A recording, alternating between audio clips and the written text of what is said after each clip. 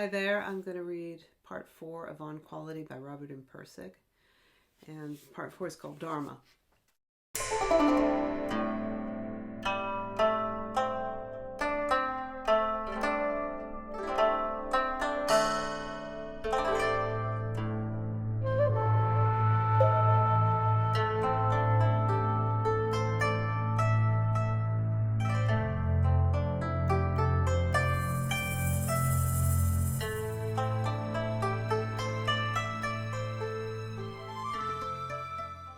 And it is a discussion of Pirsig's relationship with Zen practice and Buddhist practice and Eastern concepts.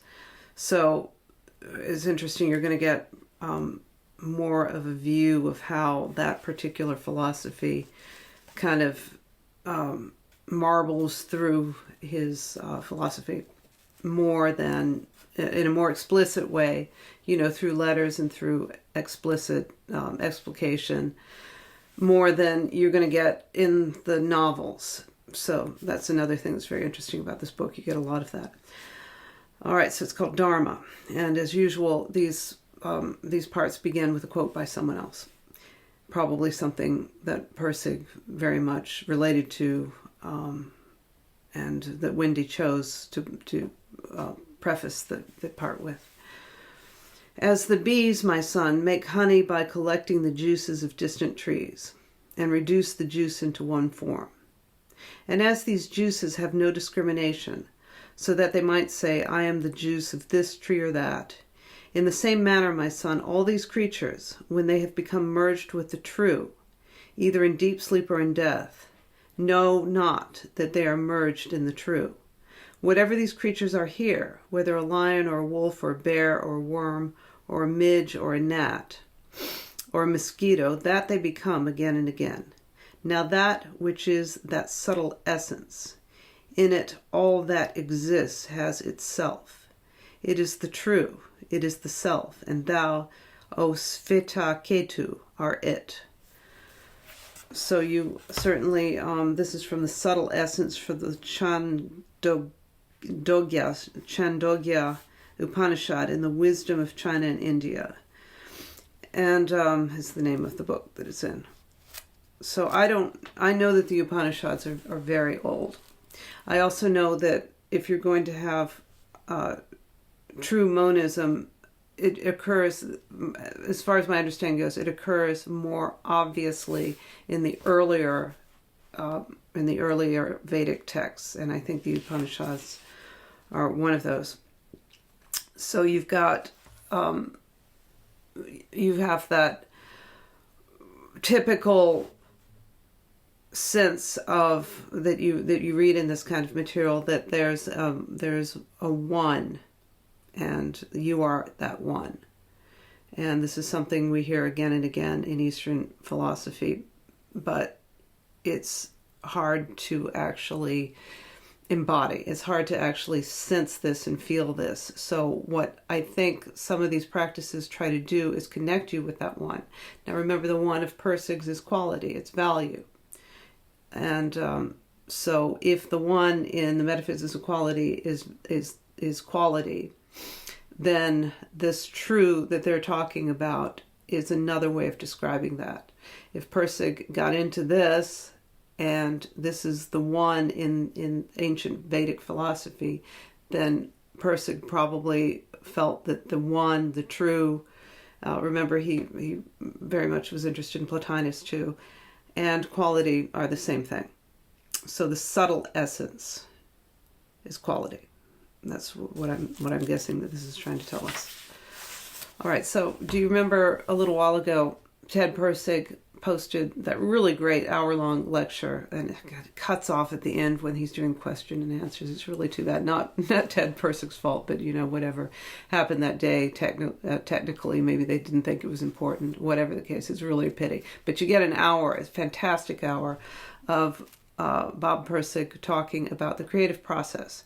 And this is a snippet from that, and there's going to be another one of these in here. So I'm going to read that. Q&A session. Okay, so this is the Q&A session. Q&A session following Minneapolis College of Art and Design lecture, 1974.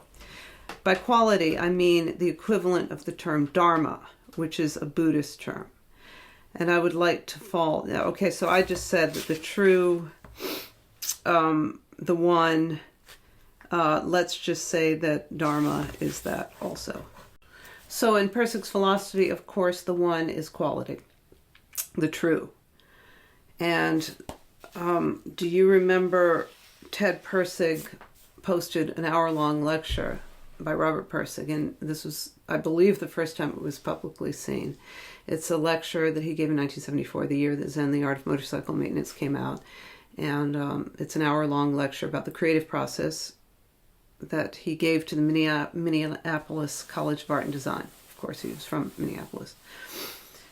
And it's a wonderful hour on the creative process and on the the Zen essence, really, or the Eastern essence of his creative process is very much marbled through that, you could say. So there's a question and answer section. This next section comes from that. This is going to associate the quote I just read with quality. One thing about that lecture that was very unfortunate is that the video cut off only after only a couple of questions, and the Q&As can sometimes be so interesting. How people respond ad hoc to what people are asking. So it's a real pity that it cut off. But there were a few questions. So this one, I imagine, I just looked at this. I think that the guy asks, I don't remember what the question was, but at any rate, let's relate this to the first quote, the quote I just read. By quality, I mean the equivalent of the term Dharma, which is a Buddhist term. I would like to fall back on the old philosophic statements of the Hindus and the Buddhists, who are very close on the subject of Dharma, only substituting the term quality. The ultimate quality, the quality that Friedrich saw at the end of Zen and the Art of Motorcycle Maintenance, is a quality that cannot be apprehended by rational means. No proofs are possible. No proofs can be given. The ultimate proof, and the one that is given in the 4,000-year-old Upanishad, is he who knows this has no future doubt. He who knows this has no further doubt. One thing I want to say about the Upanishads and the early Vedic texts, from what I understand, did you see much more of a monism in those early texts? That's what I've been told. I'm no scholar of that stuff, so those of you who can confirm that. But and because metaphysical quality is a monism, quality is the one, and he was a friend of Plotinus too. That makes sense. Okay, so he who knows this has no further doubt. It's there, and to subject it to rational proofs is to place the proofs in a higher position than quality itself.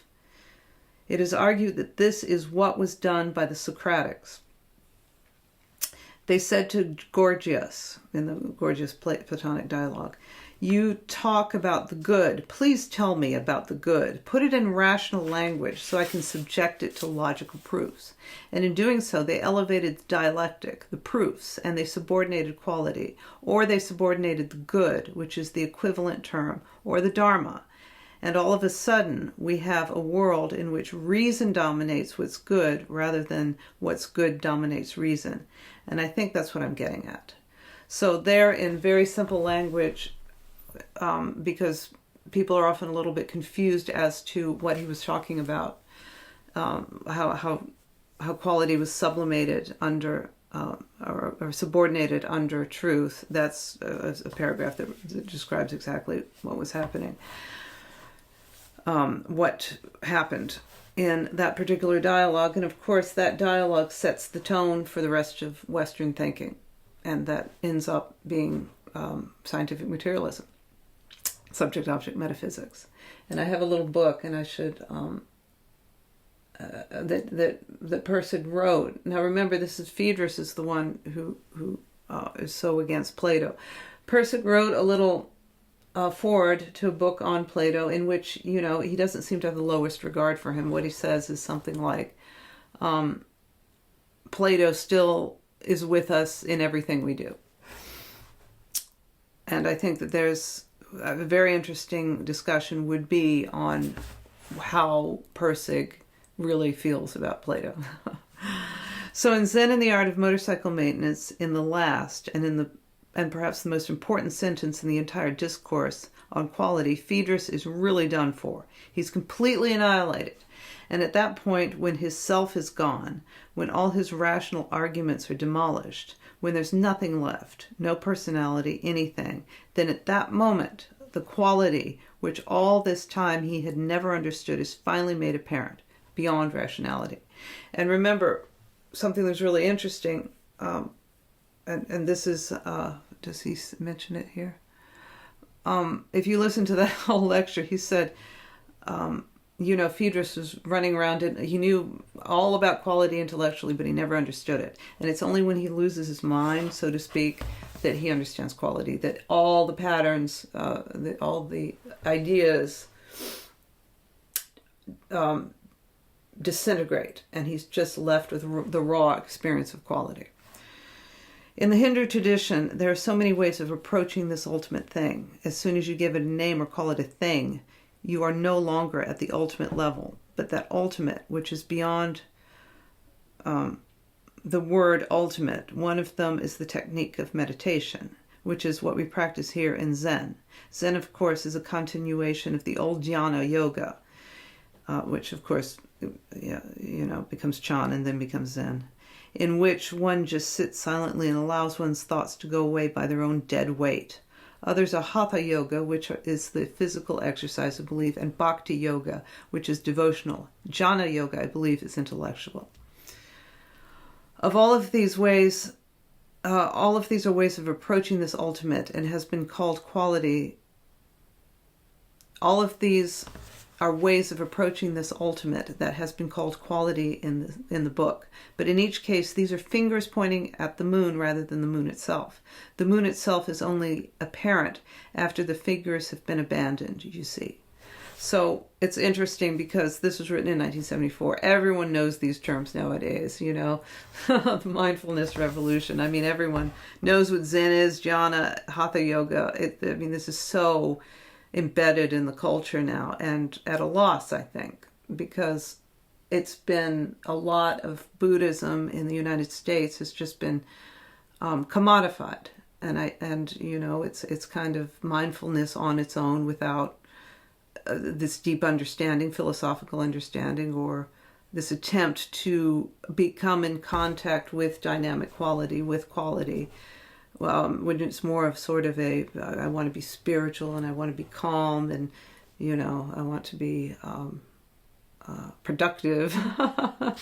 So there's a commodification that happened, in the however many years, 50 years following this, that really is very different from what Pirsig envisioned or what Pirsig practiced. I can talk a lot about the wording of and the language of quality, but ultimately the quality, which is the pure thing or the pure non-thing, as the Buddhists would say, is apprehended in ways that are not to be described. So the next reading is just a couple sentences. The best answer to, and this is from Lila's Child from 2002. The best answer to the question, what is dynamic quality, is an ancient Vedic one. Not this, not that. So that kind of means that if you can conceptualize of anything, then dynamic quality is not that. I think that some people would call that via negativa. So the next reading is an interview from 1994 at the University of Oslo. There is a Hindu story where the little fish asks his mother fish, I have been anywhere and everywhere, but I cannot find this thing called water. Quality is the water that supports us all. It is the source of both subjects and objects, both mind and matter.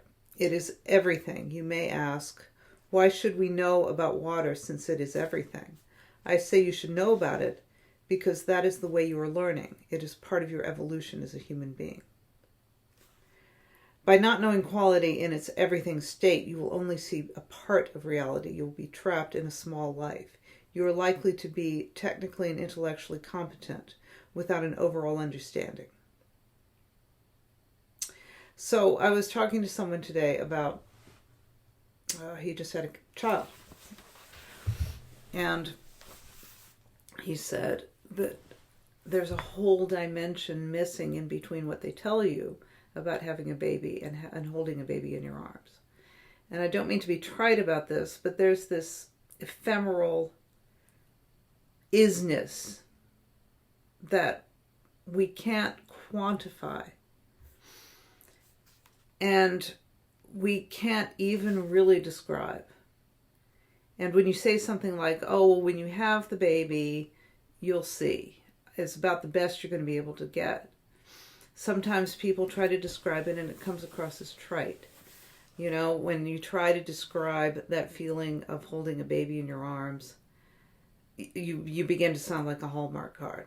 Unless, you know, but I mean, there are probably really great poets who can almost get at that feeling of dynamic quality.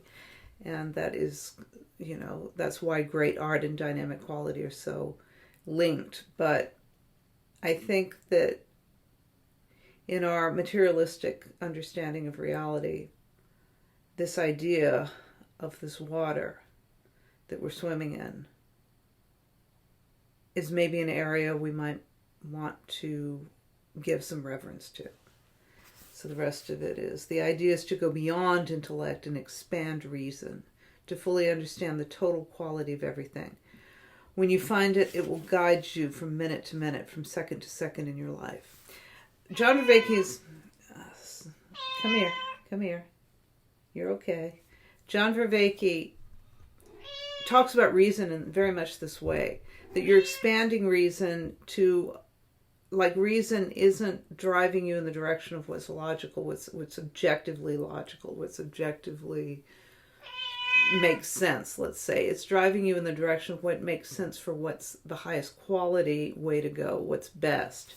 So this updating of reason, this expanding of reason, guides you along the quality track versus guide you towards what's logically and reasonably what society or what, you know, the intellectual level tells you, you know, the direction that a particular intellectual or societal morality tells you to go. This is actually saying the totality of everything, you know, take it into consideration and allow that quality to, you know, drive you forward. And that is reason. That's an expansion of reason, is allowing quality to be your guide. There is a link between the term quality from Western philosophy and the term Dharma from Buddhist philosophy. The Dharma is of two kinds. On the one hand, you have written Dharma, which corresponds to the static patterns of life, like laws of reason. Like I was just talking about, the laws of reason have already been established, and that kind of reason says, well, these are the things we already know to be objectively true, and therefore this reason is going to drive you along, you know, to follow these laws. That's reason as you understand it in a materialistic sense, which corresponds to the static patterns of life, the laws of reason, the Ten Commandments, etc. I call it static quality. The unwritten Dharma, on the other hand, goes beyond the written and is named dynamic quality. It is pure reality before the intellectualization takes place. Static quality emerges from dynamic quality.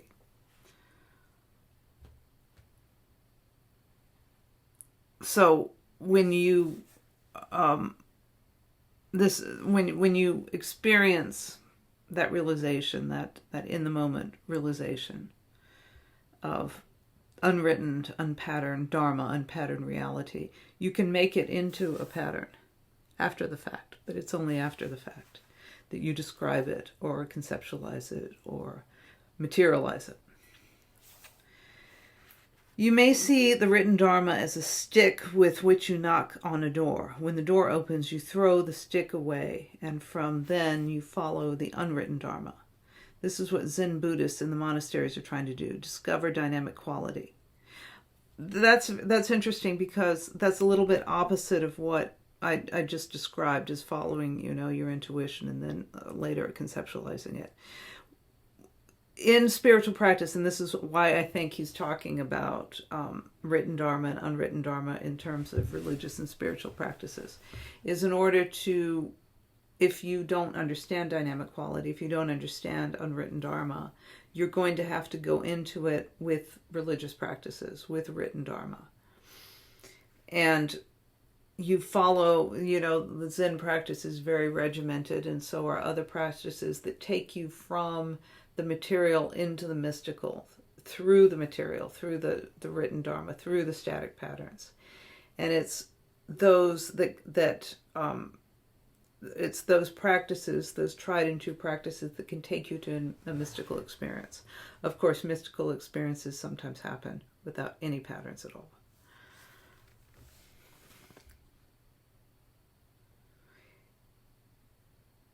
This is what the Zen Buddhists in monasteries are trying to do, to discover dynamic quality. I once studied under a Japanese Zen master, and to know him was a remarkable experience. He lived on the edge of every second. He lived to the unwritten Dharma, where there are no rules and no guidelines. He was a Zen warrior. If you attack him, he pulls back. If you pull back, he attacks. He was flexing with the world. This is so interesting because we have an understanding in Western society that in order to survive, in order to operate in the system and survive, you have to know the rules. This is sort of saying, if you follow, and I think that, obviously societal rules are going to be embedded in this Zen master. He's not going to jump outside societal rules and do what the hell he wants. That's not what this means.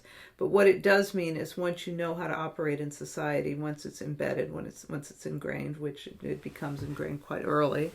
This is, a lot of what your parents do for you. Then this person, this Zen master, is going with the flow, but not in a hippie, trippy, do-what-you-want way.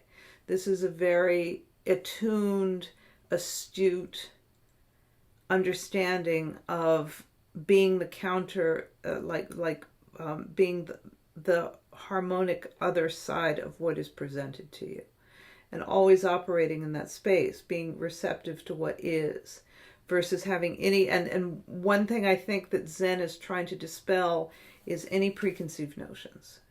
You go with your nature and you go with what is, how you operate in society. You don't want to, the Ten Commandments type thing. You don't want to hurt anyone.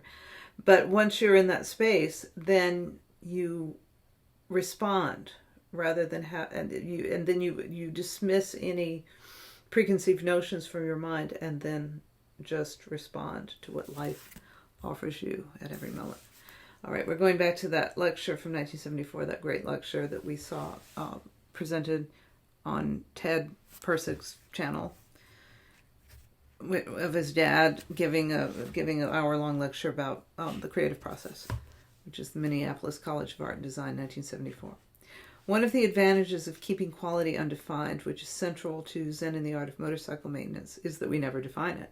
This drives people nuts sometimes. I talk to them for hours and hours about quality, and I never say what it is. And they always expect me to say what it is. As long as you keep it undefined, then it becomes an instrument of change. And you can grow because the things that you find quality in are going to change as you grow. So that's really interesting in terms of what is good. It's contextual, what is good. There's going to be rules that you're operating by, the static patterns that you drag around with you. But even those get updated. Because the more you learn, the more you change contextually. What you believe to be quality is going to be something different because you're coming at it with a different set of static patterns behind you, your boxcars. And the implication of this, now in AI, there's been a lot of discussions about, well, AI, what you would like AI to be is totally objective, is to tell us the truth. But here's the problem. What is the truth? And people still believe that there is like some kind of objective out there truth that we just need to discover. As quality is going to change as you grow, so is truth going to change as you grow. Or truth is going to be the best the best approach for the entire context, a pragmatic kind of truth. And that's, one of the reasons, again, why I think Pirsig and enjoyed or related to William James so much. In the past 4 years, this book has seemed to me to have quality, but I can tell you right now I'm getting a little tired of it. It's just past for me now, and I'm looking for something else. So that, I don't need to elaborate on that. That's describing exactly what he meant by quality. The things in which you find quality are going to change as they grow. And here's this book that made him famous. Here's this book that became a bestseller.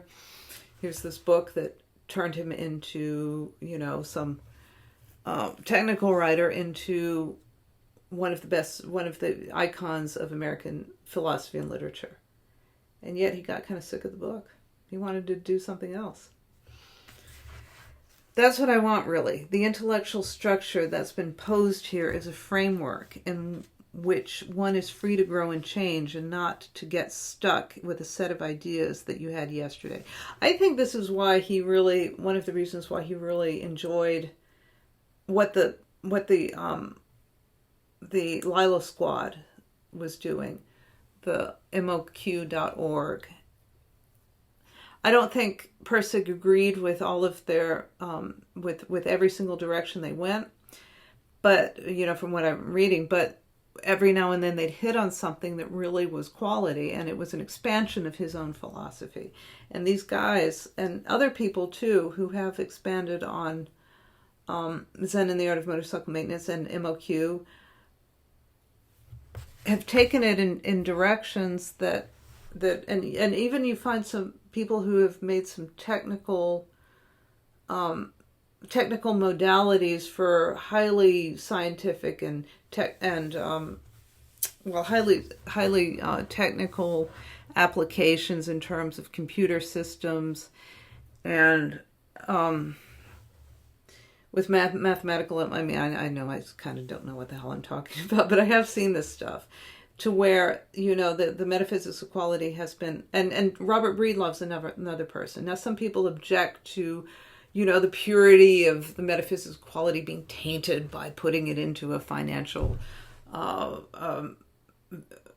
paradigm or a technical, a computer science paradigm, although they would probably object to that less simply because Robert Pirsig referred to computers in the context of metaphysics of quality.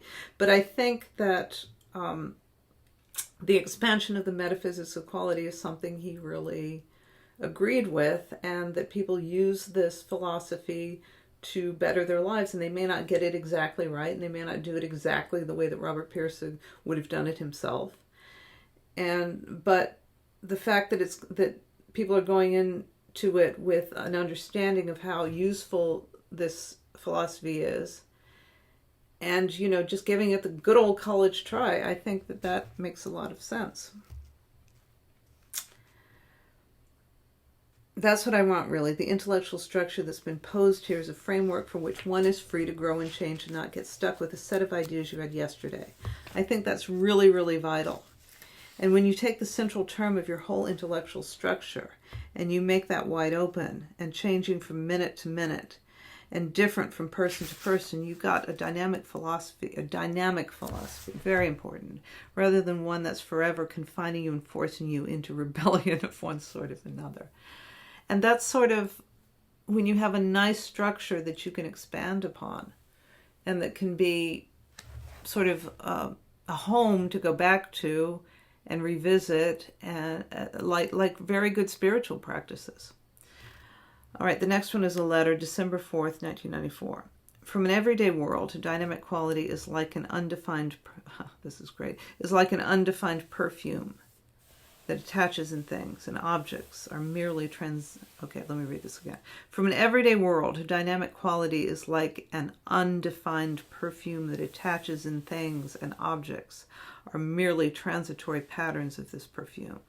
In the Buddha's world, dynamic quality is the Dharma, the only order there is. Very profound statement, because you know what quality is. Even when at times it may not, in another context, the quality may not be there in the same conflation of patterns, or in the same patterns, or in the same object.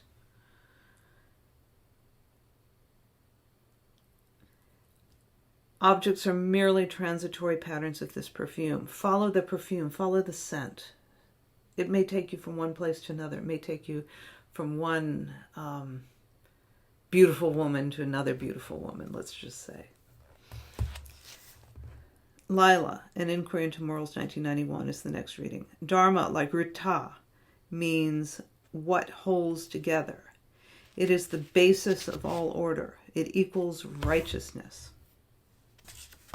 It is the ethical code. It is the stable condition which gives man perfect satisfaction. I like that it's what holds things together, because it is literally, quality is literally on this, subatomic level, and ephemerally on the emotional level, what holds things together.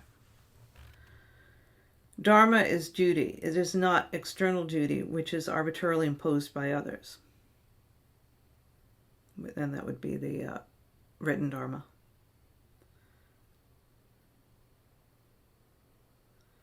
I think that would be the written Dharma, is the external duty, which is arbitrarily. No, not arbitrarily. That's the word. Arbitrarily. That can come from anything. Arbitrary imposition can come from someone's own ego state, someone who's above you.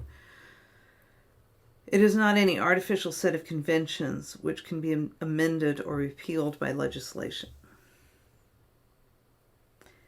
Neither is it internal duty, which is arbitrarily decided by one's own conscience. Dharma is beyond all questions of what is internal and what is external. Dharma is quality itself, the principle of rightness, which gives structure and purpose to the evolution of all life and to the evolving understanding of the universe which life has created. Sometimes I think it's kind of pointless for me to even discuss this book, because it's so beautifully, I don't know how much I'm adding into discussing this on quality book with my own opinions. I mean, it's part of my channel. But when you read something like that, you don't need someone to tell you what it means. And that's one thing about this book. That's why I've had a hard time really with my commentary on this book, and it might even be a little misguided, is because the way this book is presented and so beautifully curated. The point of this book is you don't need anyone else to tell you what he's trying to say. And this really does open you up to Pirsig's philosophy. Anyway, the principle of rightness, the principle of quality, it is like that perfume that you follow. When the Hindu tradition Dharma is relative and dependent on the conditions of society, it always has a social implication. It is the bond which holds society together. This is fitting to the ancient origins of this term, but within modern Buddhist thought, Dharma becomes the phenomenal world, the object of perception, thought, or understanding. A chair, for example, is not composed of atoms or substance. It is composed of Dharma. So basically he's taking this concept, this universal concept that is marbled through everything, creates it to everything, and is within everything, and applying it to modern physics. This statement is absolute Jabberwocky to a conventional subject-object metaphysics. How can a chair be composed of individual little moral orders? But if one applies the metaphysics of quality and sees that a chair is an inorganic static pattern, and sees that all static patterns are composed of value, and that value is synonymous with morality, then it all begins to make sense. So in that structured way, you've got, how can a chair be composed of individual little moral orders? Chair is an organic static pattern. see all static patterns are composed of value, and value is synonymous with morality. There you go. An inquiry into morals is why it's called that. All right, the next is Zen and the Art of Motorcycle Maintenance. A reading from that. Phaedrus was fascinated too by the description of the motive of duty towards self, which is an almost exact translation of the Sanskrit word dharma, sometimes described as the one of the Hindus. Can the dharma of the Hindus be the virtue of the ancient and the virtue of the ancient Greeks be identical? And there was a long inquiry into that. I'm having a little bit of a hard time commenting on that because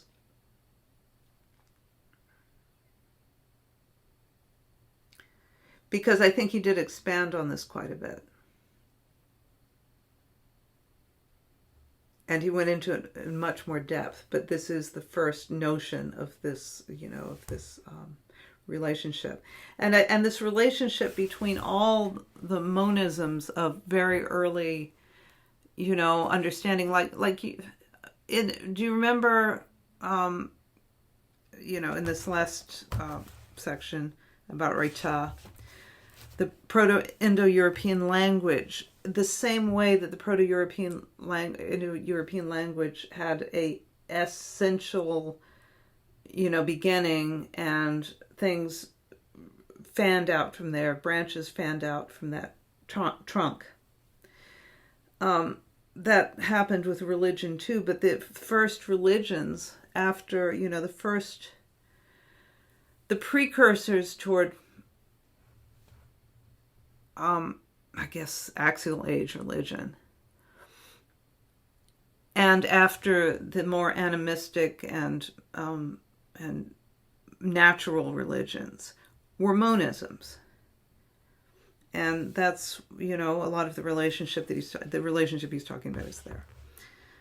Okay, the next one is, and I think that's right, axial age, isn't that when all that stuff happens? The religion stuff. I don't mean to dismiss that. I just can't remember what the exact date was. Dynamic quality is described as unwritten dharma. Before enlightenment, one should follow the written dharma, that is, static patterns of morality as they've been set down in the past by the enlightened ones, and use them for moral guidance. Dynamic quality can be trusted completely only after enlightenment. So this is again what the Zen masters do. We were talking about that a little bit earlier. And of course, you may be able to bypass this altogether if you have a mystical experience. But this is the tried and true way. If you really want to be enlightened, you're probably going to have to struggle. All right, the next is a letter from November 1992, November 25, 1992. So far, readers seem struck mute about the equivalence of the terms quality and dharma, which are both derived from a common prehistoric root Rita, meaning that cosmic order of things. And again, that's the monism. That is like a full understanding of reality based on the cosmic order, based on a monistic metaphysics. The Buddhists have no trouble understanding that the Dharma is the origin of things. But I think it's going to take another century or two, to convince Westerners that quality is. Eventually, I think this Dharma quality equivalence can open up a floodgate of Oriental understanding upon the meaning of values in this country. There's so much to learn about Dharma from Asia. That's funny because 1992, I think, wasn't that the first, it was right when the internet was, right when you, what was the browser I had back then? Netscape, something like that. This was right when the internet became easy to use. So the rapidity in which we've gone, I don't think we're going to need, who knows? But there are a lot of people right now. This little corner is all about this. This little corner is all about understanding that the Dharma is the origin of things. You have Christians, you have Buddhists, you have agnostics, you have scientists coming together in this little corner trying to find the common root and succeeding. And that is the way forward through this very confusing mess. The fall of subject-object metaphysics, the meaning crisis, living in the virtual world, all the problems of our modern age. This is what he's addressing. He says, I think it's going to take a century or two to convince Westerners that quality is the origin of things. I don't think it will. I wish Bob Pirsig was around to see what was happening in this little corner. I wish he could see, I wish he could listen to the Pajot brothers and read the language of creation. I wish he could look at parts of maps of meaning. I wish he could listen to John Vervaeke. I wish you could see someone like Paul Vanderklay, and his open mind to everything that's happening and guiding us and being our guide. I wish that... Anyway, we have a chance. We have a chance to apply an understanding of the cosmic order of things, the true cosmic order of things. And hopefully we can do it. I mean, I don't know what's happening with AI or any of that stuff. I have a feeling it might be more hype than anything else. But at the same time, it doesn't matter. If everyone is believing it to be true, then it can will it into reality. And if this isn't, and this is a perfect example of what Pirsig would have wanted AI to be, to develop at a time after, I suppose, that Westerners understood that the quality was the origin of all things. So maybe I'm wrong. Maybe this AI phenomenon, which in itself may be less of a phenomenon than the hype around it and and what's going to drive it in a bad direction, just because we all believe that this thing is going to take us over, and therefore we might will it into existence, and it might take us over in the worst possible ways. Or the same kind of understanding that's happening in this corner might move the needle in the right direction. We don't know. The main thing is that we stay on the quality track. That's all we can do. Letter, February 5th, 1994. Everyone has a personal dharma which could be defined as duty to quality. We have it. Do we ignore it? Everyone has a personal dharma which could be defined as duty to quality. Does that mean that we need to discover that duty to quality, or does that mean that everything we do is in the direction of what we believe to be high quality, and a lot of times it doesn't end up that way? I don't know what this means. I don't know if this means every personal subjective idea of what's best, which could be pretty bad if you are coming at it with some problematic static patterns to begin with. Or does this mean that there is a universal good dharma, duty to quality, that can be uncovered with the right techniques? Okay, interview, We magazine, OUI, November 1975. That was kind of like Playboy. Probably, maybe if some older guys might remember that. I think it was European version of Playboy. The drive for quality is a natural drive. Everybody wants to do things better. Everybody wants to have things better. Nobody wants anything worse than it was before. I can't put quality into an exact intellectual framework any more than the Zen Buddhists can put the Dharma that they speak of into an absolute framework. Whatever framework you choose is always less than the Dharma itself. And whatever definition you give of quality is always less than quality itself. Self-explanatory. Everybody wants to do things better. again, is there better really better in the long term? Or is it better based on the determinism of their boxcars? All right, next one. Letter, February 23rd, 1992. Dynamic quality isn't unseeable or untouchable. Dynamic quality is wall-to-wall sensory experience, but the distinctions of seeing and touching are not made.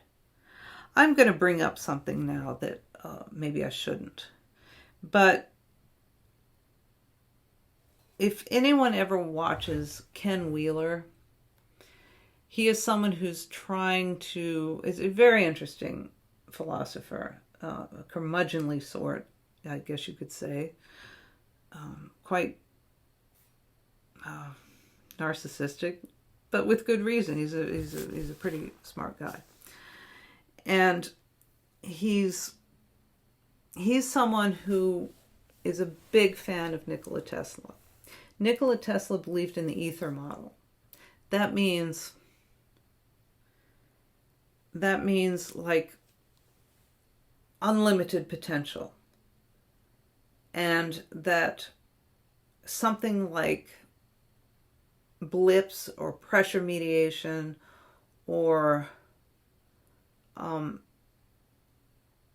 manifestation is what creates reality from this untapped potential. So the ether model and the quality model are very similar. And I'm fascinated by Nikola Tesla's ether model, and this fellow Ken Wheeler, his channel is Theoria Apophosis. He's a Neoplatonist. And in Neoplatonism, you have something like this too. You've got this potential and actualization. You also have it in, you have the one and the expression of the one, or the one in latency and the one in manifestation. All right, the next one is from Lila, An Inquiry into Morals. I love this. There's a famous Zen poem that goes, "While living, be a dead man. Be completely dead. Then do as you please, and all will be well." That sounds like something. It sounds like something from a Hollywood horror film, but it's about nirvana. The metaphysics of quality translates it. While sustaining biological and social patterns, kill all intellectual patterns. Kill them completely, and then follow dynamic quality, and morality will be served. Do you remember back here we were talking about the Zen master and, okay. I once studied under a Japanese Zen master, and to know him was a remarkable experience. He lived on the edge of every second, he lived on the edge of every second. He lived the unwritten Dharma, where there are no rules and no guidelines. He was a Zen warrior. If you attack him, he pulls back. If you pull back, he attacks.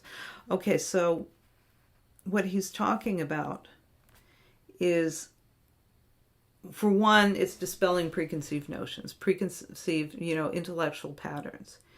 You are sustaining biological patterns. You've got to eat, sleep, whatever. You've got to survive. You sustain social patterns because otherwise, you're just going to do what the hell you want, be a mass murderer and rapist, or you're going to be so removed from society that the survival problem is going to kick in. So it would be ridiculous not to sustain social patterns. But you do get rid of intellectual patterns. Kill them completely and then follow dynamic quality, and morality will be served. Now, obviously, if you don't kill, your learning is not going to go out the window. You've already learned this stuff. You may have learned it through, books and other intellectual means. You've already got that stored in there. You don't need to act on, and really what this means is don't act on the basis of preconceived notions. Throw those out the window. And this is one of the most liberating things, and it's also one of the most difficult, is to be open to the experience that's in front of you.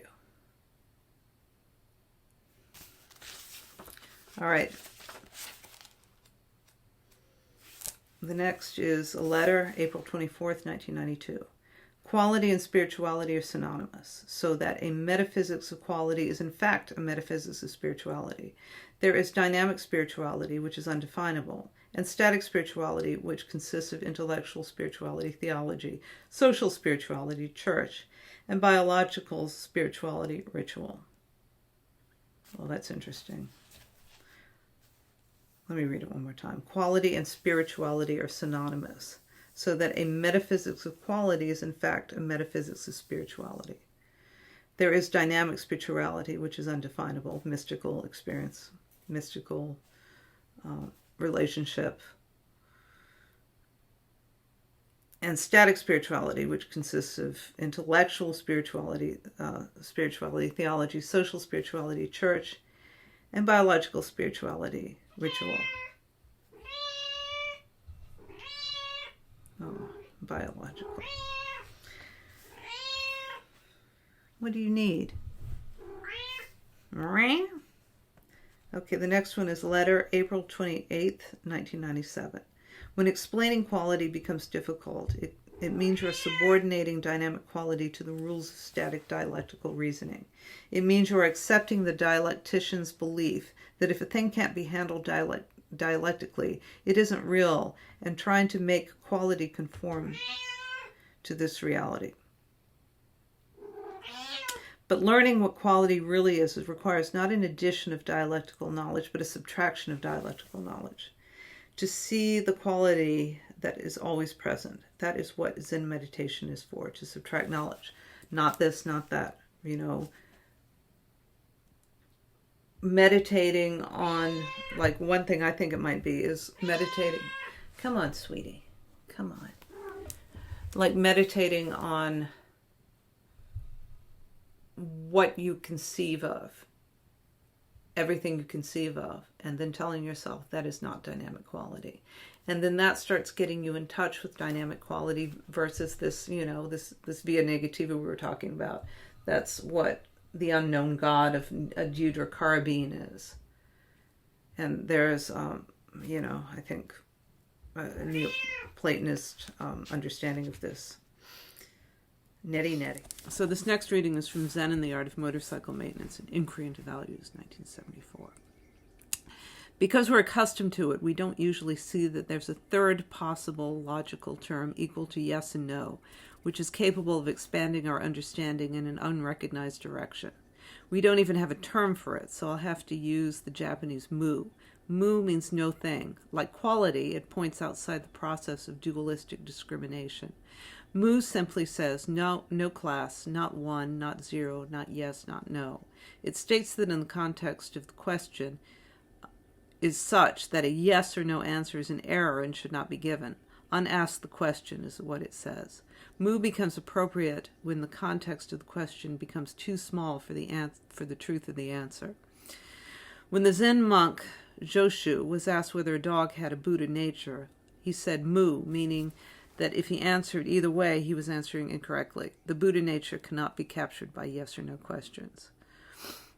So this reminds me of, well, first of all, it's kind of indicating that there's a whole realm of understanding that is in which you're not required to come up with a decision about it, an opinion about it. It just is. It hasn't been patterned yet. You don't know. Unpatterned reality, I guess you'd say.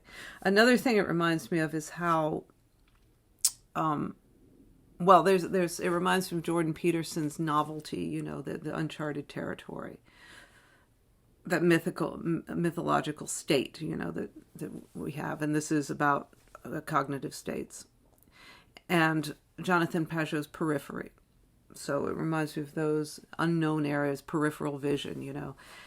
Also, it makes me think of how we are meant to, you know, social media reduces everything to yes or no questions. It's the ultimate of, you know, which is why I think you see the end of the utility of subject-object metaphysics in social media, where everything is so reduced to a theoretical yes or a theoretical no. Theoretical in the sense that a political opinion, for example, is not really based on what is actually happening, because there's so many variables and there's so many contexts and so many individual situations over, say, any matter that you're talking about, abortion, trans rights, all of the stuff that you see on social media these days. They're so contextual, so dependent on the individual situations. And yet you're supposed to come up with a for or against answer depending on what side you're on. So it reminds me of that. All right, the next reading is a letter, April 30th, 1997. The fundamental formula for the relation of the metaphysics of quality to Zen is quality equals Buddha nature. So if you want to know what quality is, you can find the answer by learning what Buddha nature is. And again, in this book, Pirsig is pointing a lot to because this was his practice, that this opening up that Zen does of the ability to get into the flow of dynamic quality and, like the previous section, stop coming up with an opinion or a yes or no answer about what you're experiencing and be aware of dynamic quality. And I think it's kind of interesting. I want to post this. Whatever you think of Eckhart Tolle, he is a true mystic. So when he describes certain things, he's describing the classic mystical experience to a degree. And I had just seen the other day, and I'm going to post it, I think, what his conception is of the afterlife. Very interesting. But there's an openness to Tolle's approach, which is very similar to this, which is very similar to Zen. It is the experience. It's this understanding of unpatterned reality that we've always had and that, we lost with dualism. But one thing that Eckhart Tolle said is, after he had his mystical experience, everything was interesting all the time.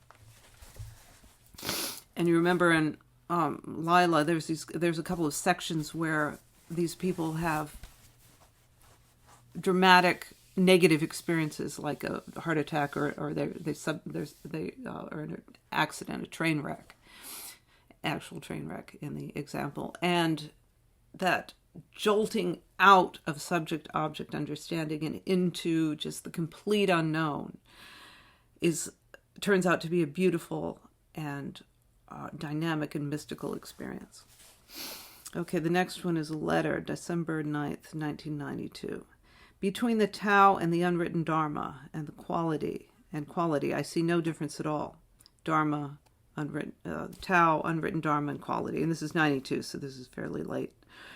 I see no difference at all, and this equivalence can be a kind of Rosetta Stone for translating the meaning of some otherwise inscrutable Oriental texts into scientific language. So you remember that one thing he really wanted to do, and many great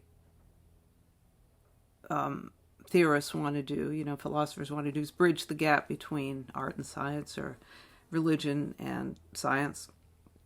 And this is what he's saying, that some of these religious texts could be understood if you understand that what they're saying is raw dynamic quality or raw experience, is that plethora, is that openness, that even if you're doing a scientific experiment, what you're doing is taking this plethora of experience and you're reducing it to certain variables. But that plethora itself is what you're going to pick out your variables from. And I know that's not exactly what he means by this, but that's what I came up with. All right, the next one is letter, January 25th, 1992. I have a Japanese calligraphic painting on my wall that says, "In nothingness, there is a great working." This calligraphy was made for my son Chris by his late teacher, Dainen Katagiri Roshi, and expresses a most profound concept of Zen. This nothingness is also what I mean by dynamic quality, and this goes with everything else, these last few readings. Letter, February 12th, 1997. Dynamic quality is not the result of any symmetries or patterns, but is rather the source of patterns and symmetries, and is inherent in them. It is what the Buddhist understands when he refers to nirvana, or nothingness, and says, within nothingness there is great working. Eckhart, I want to go back to Eckhart Tolle because that mystical experience was the equivalent of nirvana, where everything becomes very interesting and everything is joyous. You know, you're open to this state of dynamic quality because you've abandoned, whether because of mystical experience or because you've practiced it away, the immediate propensity to try to categorize things. And it is in that state that, which means nothingness, which means that nothing has been categorized, nothing has been defined, that you see all potential. And suppose you are in a situation where you do want to define something, the more open you are to all possibility, the more the real, and you know, you can't have your ego involved in this. The more the best solution is going to emerge, and that also goes back to the science thing you just said. Letter, October 7th, 2004. The quality that is everything that exists is dynamic quality. It includes within it static quality, again, what we were just talking about, which is full of distinctions, including distinctions between good and bad. As all this, as far as I know, agrees with standard Buddhist doctrine. The characterization of the Buddha's world as nothingness has been a source of Western confusion, leading some to consider Buddhist nirvana as a form of suicide. What is meant by Buddhist nothingness is no thingness, that is, no objectivity. Since the use of the undefined term quality denies objectivity without suggesting that nirvana is some kind of vacuum, it helps to clarify what Buddhist nothingness is. All right, the next is a letter, September, undated, 1992. The question isn't, is quality real? That has already been answered. You can't live without it. The question is, why can't we define it? We can't define it because our defining apparatus, subject-object metaphysics, is inadequate. The best way of investigating quality that I know of is the brilliant Oriental technique of Zazen, which defines dynamic quality very precisely by forcing a subtraction of static intellectual patterns for it, rather than by forcing a subtraction of static intellectual patterns for it, rather than adding new ones.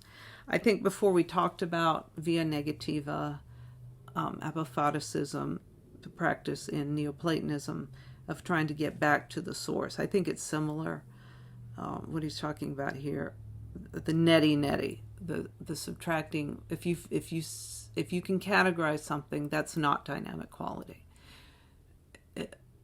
If this breath, this isn't dynamic quality. These scents, that cat sleeping over there, none of these are dynamic quality, although dynamic quality is within them and has created them. But the dynamic quality itself, there's no way. The closest you can come is by direct experience. And this zazen, this Zen meditation, the point of it is to put you in touch with that spontaneous direct experience. Letter, September 27th, 1994. So the only question is how to achieve real quality, and for that I would recommend Zen meditation. Find a Zen group in your area and attend. Then if you discover the real quality, the real Dharma of your life, you will be doing the right thing.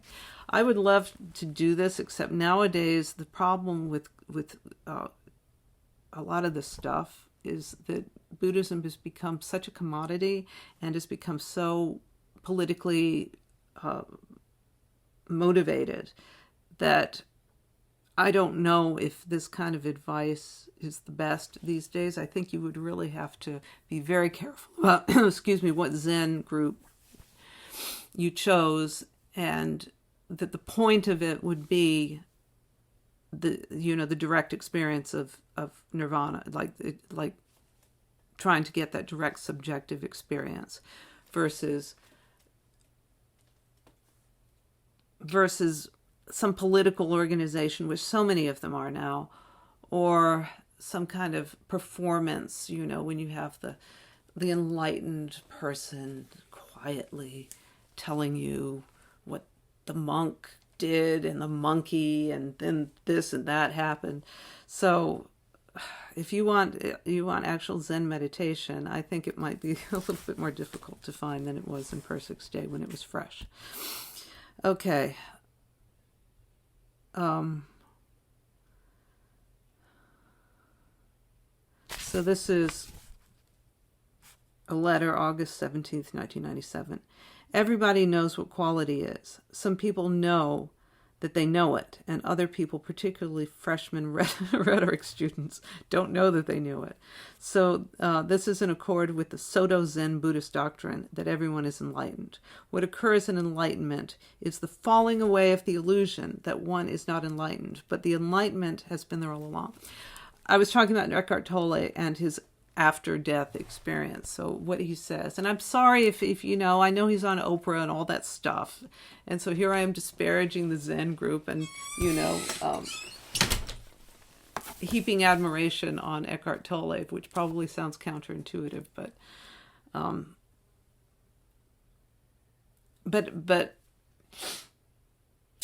despite the war, what's happened around him, he continues not to disappoint me, whereas many of the Buddhist teachers disappoint me. I don't find him performative. The fact that he's so popular in Oprah and all this stuff, I just ignore that. So in this talk, which I'll put below, he says, I've got this intuition, and this is exactly what you're going to hear in ancient monistic religions and Neoplatonism. In early Christian writings, it's this experience of the one,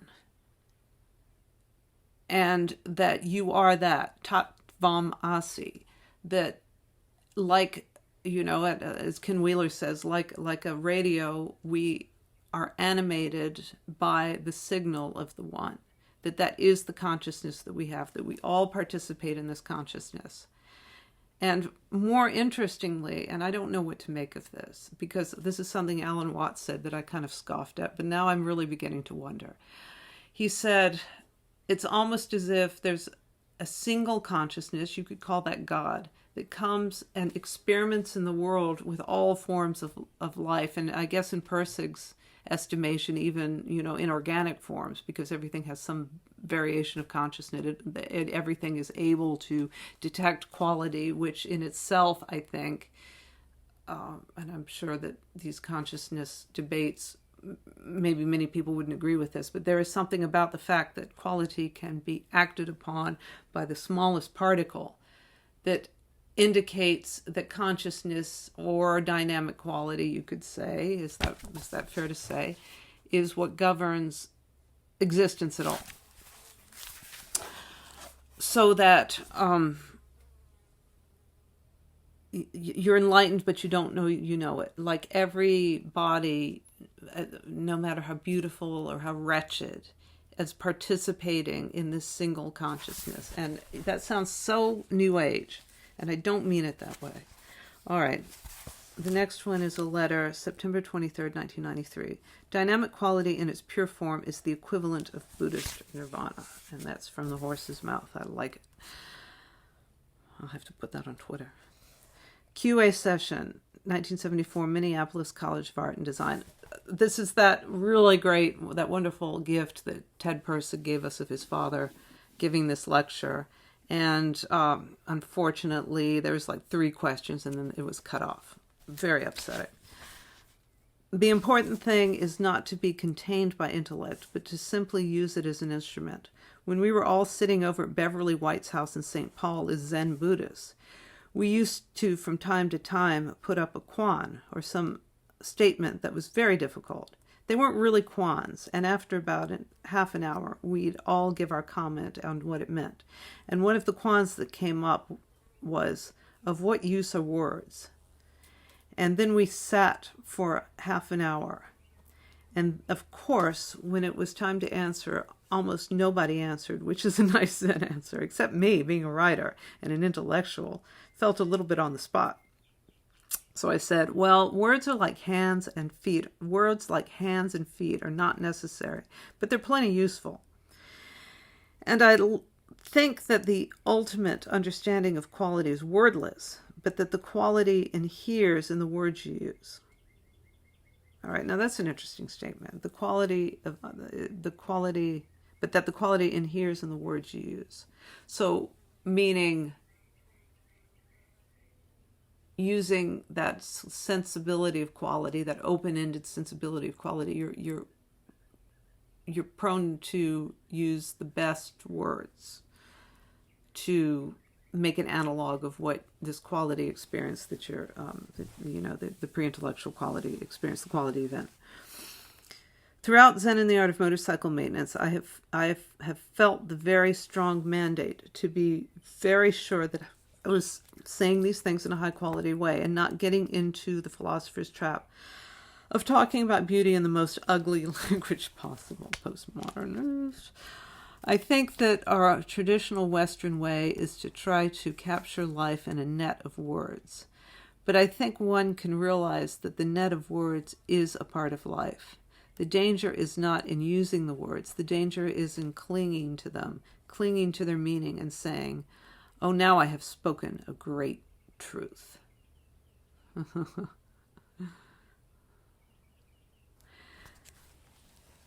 The danger is not in using words. The danger is in clinging to them, clinging to their meaning and saying, oh, now I've spoken a great truth. So that's kind of saying the map I have drawn is far more beautiful than the landscape.